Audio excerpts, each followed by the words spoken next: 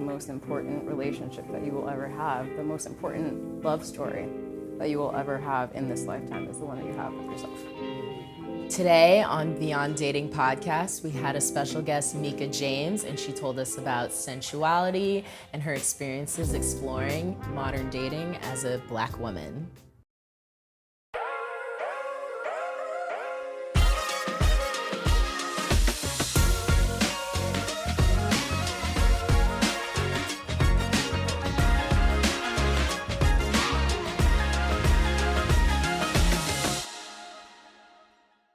And our sponsor for today's episodes is Beyond, the newest dating app in town.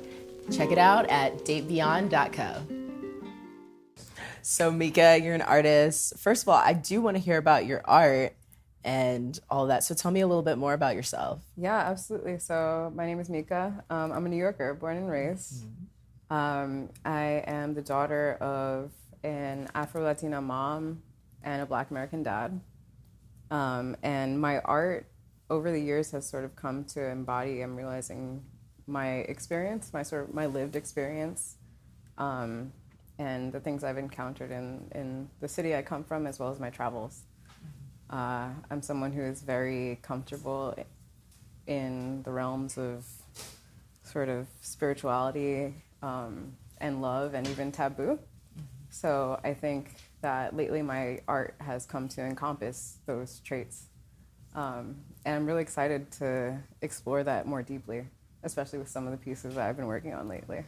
So tell me about some of the pieces. I mean, I would love to hear about the more taboo stuff because that's what gets me going. Definitely, I get that. There is one piece that I've really been excited about lately. It's called Ma'at, named after the Egyptian goddess of righteousness and truth.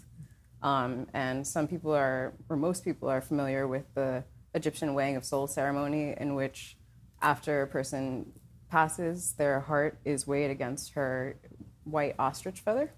And if the weight is equal, then you pass into the afterlife, having lived a really truthful, fulfilling, and a good life, is what they say. And so that's some of the work that I love the most. But then also, coming from New York, I grew up and I'm the daughter of parents who met in a lounge, we're lovers of house music and of disco. And so movement has always been really something that is beautiful and even sacred to me. And so I draw a lot of inspiration from the likes of great American artist Ernie Barnes, well known for his depictions of Black movement during the Jim Crow era. And so I have one piece called Groove Me Baby, that is this gorgeous woman dancing under disco lights in a groovy golden bra and bell-bottom bikini set. That was one of the pieces that I was really proudest of early in my career. But as I move forward, I'm excited to explore themes of I don't even know, transmutation, of intimacy, and of more of things that I consider divine in my life, in my art. So speaking about, your art and sensuality, which leads into sexuality, how do you identify and how do you express that through your art? So when I was first coming into my adolescence, I'm actually the product of an all-girls preparatory school. Pause for dramatic effect. And so I think having been raised, so my mother is half Mexican, and so having been raised in the Catholic Church, I sort of came to my own, pre-prescriptions of love and of sexuality. But the older I got, and then going to this all-women's institution and coming into I think I knew that I was queer when I was 5 years old. I had a friend who just felt different when I was a young girl. But once I came into my adolescence, I came to identify as bisexual. But the older I get, I was telling some friends, I don't really care so much about the gender of the person, and it's more so just the connection and the vibe we have. So I guess nowadays I'm pansexual, but what are labels? What are labels? So growing up as a Black woman, being proud to be queer and then identifying as bisexual and now pansexual. What was that process like? Because I know it's different. It's definitely not mainstream in Black culture. So I think initially it was I don't remember growing up and seeing anybody who had relationships of the like queer nature. I think I had one family friend who was a gay man, but when it came to seeing queer women, I didn't see them at all in my life. And so I remember coming out to my parents when I was in high school, and the initial reaction was disbelief. And of course, you know, with teenage hormones, it's all angst and it's just so much. But then fast forward to college, and I remember telling my mother that I had sort of jeopardized a relationship that was important to me in the name of having a relationship with a woman. And her response to me was, "You're still messing with those girls?" And my thought was, yes. Yes. And so I think that queerness was always sort of this like background. We didn't really talk about it much coming in my household. And then recently my younger sibling came out as queer as well. And so I think now my parents are sort of coming to understanding of like acceptance. But I think it's still been, at least from like a familial front, is something that is not super. My family loves me either way, and I know that. But I think that it's not something that we discussed or necessarily left room for growing up until it was made, a space was made for it, and that's, I think, the case with a number of people. But I'm grateful for my peeps, so I'm glad to be where we are. With your coming out process, was that more challenging for you? Like, or if you had any tips for any other, you know, specifically Black women, but any children coming out or people coming out to their families? I think, and I know my circumstances are not the same as some other people's, but I've been really grateful to be able to do it sort of just gradually in passing. I had an uncle at the last barbecue ask me, "So, I'm sure you're, you know, swimming in guys," and I was like, "There's actually a special woman." And to have him taken aback and then be like, "Oh, I see you," I see you, was sweet, and it was just that. So I think just, you know, if you're able to and feel comfortable, just living and speaking your truth and doing it proudly, you know, why not? Are you able to find your community of people pretty easily? Or is it a challenge? It has been a challenge. I have to say, I'm from New York, and then I moved to Miami last year. And I feel like when I was living in New York, partially just because I already had an established network there, but it was much more easy for me to find people who were not only queer, but who were sort of movers and shakers and creatives and entrepreneurs, but all also open-minded and respectful and genuine. It was much easier when I was in New York. And so now that I'm in Miami, which is and you know, we love Miami, but she is a pretty city, but she tends to be a little bit transient. And I think that it can be a bit difficult to make genuine connections with people here. And so at least in a new town, it's been rather difficult to find people who are aligned with my values. So what do you value? Oh my gosh, I value connection. I value community. I value art and health, and care. I value comfort, a roof in my head, great food in my belly, and I think the people that I love, if not physically close to me, just within reachable. And I feel like the list goes on and on. Lately, I've found that like I try to exist existing in gratitude is never the wrong answer. So as much as I just listed, there's tons more. How are some ways you exist in gratitude? Every day I have a sort of utterance of gratitude to the universe, sometimes multiple times a day. As a creative, I also believe that my bodies of work are an act of gratitude to the universe for the ability to. I'm also a dancer, and so I believe that my movement is an act of gratitude to the universe for the ability to. And I feel that way about a number of things that I create and do. So on dancing, that's a whole sensual practice. I love it. I love it. Yes. How do you express your sensuality through dance? Are you asking me to show you? No, let me stop. I wish. Maybe after. Maybe later. My sensuality through dance, I think, so I'm a trained Latin dancer. Okay. So I think Latin dance is super sensual. I love partner dancing because within it you get to create an entire world all your own for two people.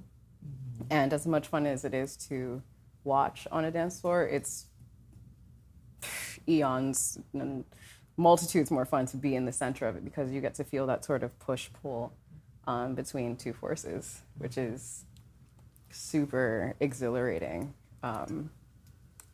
We do it in other acts too, but you know. Would you like to share about those other acts? I mean, we can talk more about it. Yeah, why not? I think that most people would agree that sex and intimacy, or like physical intimacy, it's an energy exchange. It's a push and pull, and it's a give and a take, and I think that part of what makes dancing, especially Latin dancing, so great is that you get to truly like feel that. And of course, I love good music, so the added background noise, the good rhythm is always a plus. Always gotta have that good rhythm.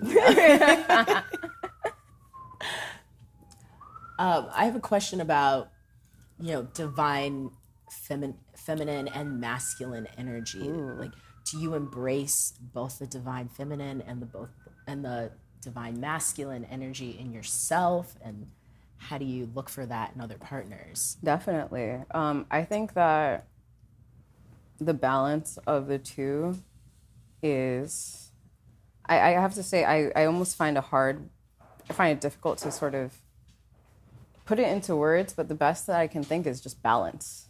And I think that when someone is balanced in the two, you find a person who is not prideful, who is not driven so much by ego, and is not necessarily, I don't know, there's this, you have like possession and then sort of free love, and there's this balance of the two where it's like, I want great for myself, others, because you understand that value. So I don't feel like the best professor maybe of what that looks like. I do feel like it's something that in my own life I have balanced well, and that I embrace. Mm-hmm. Do you have any tips for people? I know you said you're not a professor, but I mean, you're living it authentically, doing your thing. So what has helped you? I think I've always been someone who's been fairly comfortable just expressing my truth and my identity, whether that be through my art, through the way I dress, and in my words. So I want to say be true to self. I know that sounds sort of cliche, but just be true to you. And if anything, the thing that has taught me the most is my introspection, is when I am able to sit with myself and really think about what feels good to me, or what is feeling a need to be pushed more to the front of my identity, or even things I want to work on within myself. So I think the best tip I can give is just get to know yourself and be proud of that person. Wow. How do you like to get to know yourself then? Do you meditate? You dance, you do art? Yeah, I talk to myself a lot. I talk to myself a lot. over the older I get, the more I have, my grandmother says, you are not fit company for anybody else unless you are fit company for yourself. And I am more than fit company for myself. I love spending time with myself. We make ourselves some great dinners. We go on some lovely walks. Yeah, I just love spending time with myself. I enjoy pouring into myself by doing the things that make me happiest. So whether that be bringing myself around some good live music, eating some amazing Mexican food, or just, running around in the sand and then going home and painting till the wee hours of the morning. I think the more I explore the things that make me happy, the more I understand the nuances of my own psyche. And the more I fall in love with myself.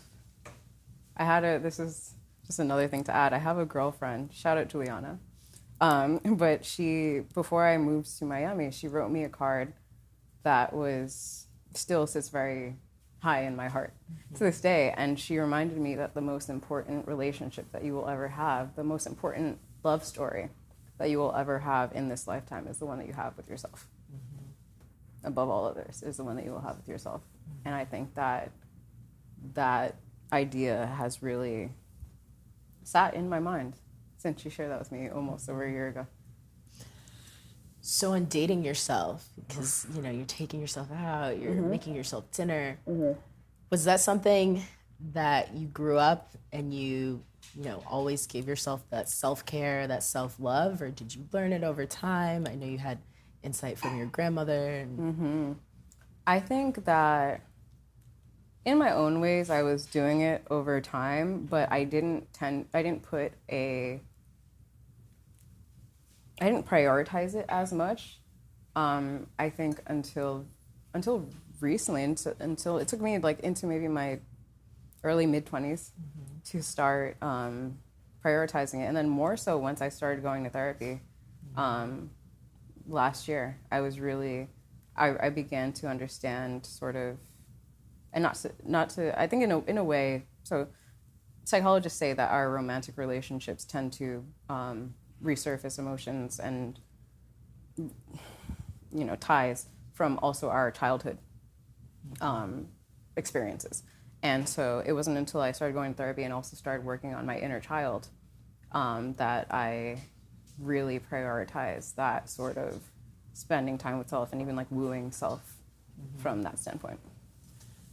On therapy, yeah, because we're Black women. Yeah, no, absolutely. Was your family encouraging a therapy? Because I know I've gone through this with my family as well, so I'm curious. Were they accepting of it? Were they inviting of it? What was that process like for you to start it? The first person to regularly attend therapy in my immediate family was my younger sibling, and so once they started going to therapy, it was something that I had felt for years that I needed and wanted to begin as well. But my family, my parents are not proponents of it. They don't believe in it. You keep your weird thoughts in your head. We don't put that out in the world, right? And so it wasn't until I moved, once I changed cities, so before I moved to Miami, I traveled for 3 months. And over the course of that 3 months, I was healing from some things. And I encountered some of the lowest lows I'd ever been in my life. And I remember being at nearly rock bottom and thinking, I need someone. And I never wanted to feel that way again. And I am someone who, while I love my friends, I believe that when you love people, sometimes if you know that there is someone who is better skilled to help you in this world, I don't think that you should, and I hate using the word, but I don't think you should put that weight. I don't think you should put that burden on the people you treasure the most if you don't know that they can handle that. Do you know what I mean? I think we have to be kind to ourselves and to others and really care about the people who care for us. And so I knew that I wanted to start going to therapy, and I'm very fortunate to have found one of 3 Black women psychologists in Miami, who is my doctor, and I love her to pieces. And so she really helped me come to a better sense of self-understanding, of learning how to not only forgive myself, but to move past things and how to work through the patterns that were not geared towards my final vision for myself. And so after having been seeing her for a year, I am so proud of where I'm at now. And I think therapy, I understand that it is a luxury, but if it is one that you can afford, I highly implore you to go, to just talk to someone. Even if it's just like once in a while, it can do wonders. Well, cheers to therapy. Therapy. I hope more people go to therapy. Really, really. That's like one of my dating requirements, actually. If I'm dating like a guy or girl, I'm like, oh, have you ever been to therapy? Are you open to it? I asked my most recent partner about, that was our like second date question. I was like, are you in therapy? He was like, not yet. And I was like, I implore you to go. That was a fun conversation to have after like the second or third drink. Got very enthusiastic. Well, speaking of drinks, I'm going to ask you your why not question. Ooh. So what is something that you experienced that you had the opportunity and you said, why not? Let me try it. And it turned out great for you. Ooh. Gosh, life? No, let's see. Something that turned out great for me. Why not? Or you learned from it. Or that I learned from it? Yeah. Does it have to be in the realm of romantic? No, it can be It can be whatever. Why not? I honestly starting my business.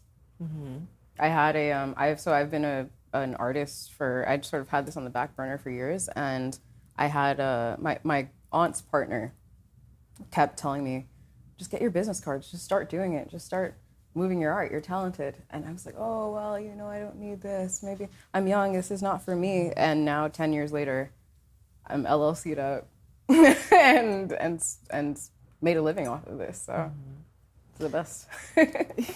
So do you have any tips for anyone on how to just get started? To take that leap? Just take the leap. Take the jump. Because if I had done it sooner, I could have been eons further. So I think that sometimes we get in the way of ourselves. And so anybody, if you have an idea and if you can create a business plan for it, and if you even have resources or someone that you can trust to look back on it and advise you, I think if it's feasible for you, make it happen. Just try. Just try. Chase joy if it makes you happy, and then if you feel like it could be sustainable, try. Give it your best shot. The worst case scenario, it doesn't work out, and we move on to the next thing. I love that. Chasing joy. Chasing joy. I tell my younger sibling that all the time. Chase joy. I believe that joy is a snowball effect. The more that you do things that make you feel good and lead you to happiness, the more you'll be presented with opportunities to continue doing the same. Okay, one more question. Yeah. Do you have anything spicy that you want to share? I mean, I have plenty of spice. Let's see. Spiciest. I have a Patreon where I talk about sex education, BDSM, taboo, and taboo subjects, and just like things that fascinate me. I'm sort of comfortable in that realm, and so it started off as a passion project about last year, but it's sort of still on the burner, making things happen. So. Okay, well, I definitely want to check it out. So yeah, you gotta let me know how to find that. Yeah, definitely. Space Cowgirl. Space Cowgirl? Yeah. Okay, I'll check that out. Yeah, please do. Well, thank you so much for chatting with me. This has been such an awesome conversation. Talking to a beautiful goddess like you. Thank you, likewise. I hope you the greatest success in life and in all your travels. Thank you. Cheers.